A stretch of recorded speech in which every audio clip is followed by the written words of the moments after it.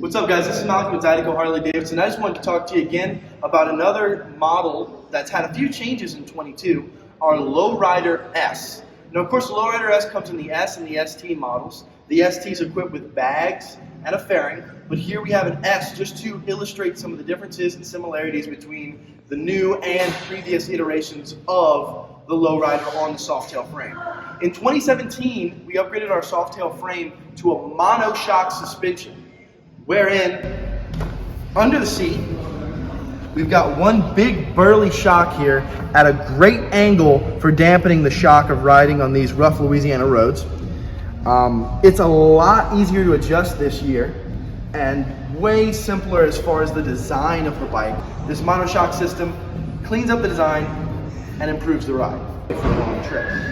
A few of the differences in this year are we've got the gauge relocation. So classically speaking, the Lowrider S had the gauges mounted here, and the Lowriders previous to that did as well.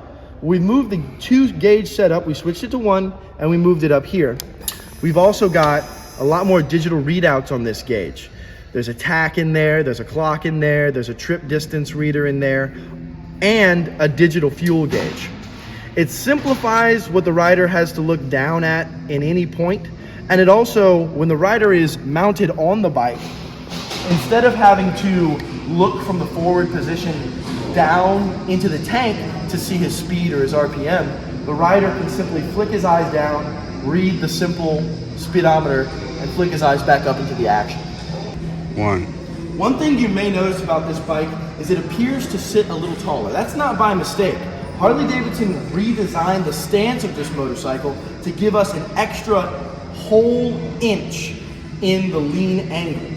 That's going to allow any rider that's looking to take this bike to its absolute limit just that much further in performance, just that much further in its cornering ability. In 2020, we unveiled the modern look at the Lowrider S with its inverted front forks and its powerful 114 power plant.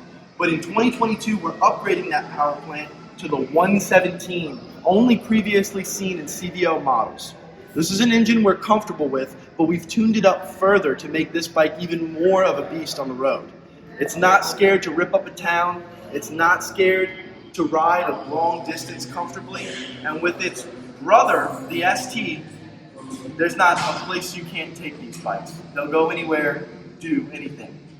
Come on by at Zydeco Harley-Davidson to check this bike out, take it on a spin, and feel the power of this 117 power plant.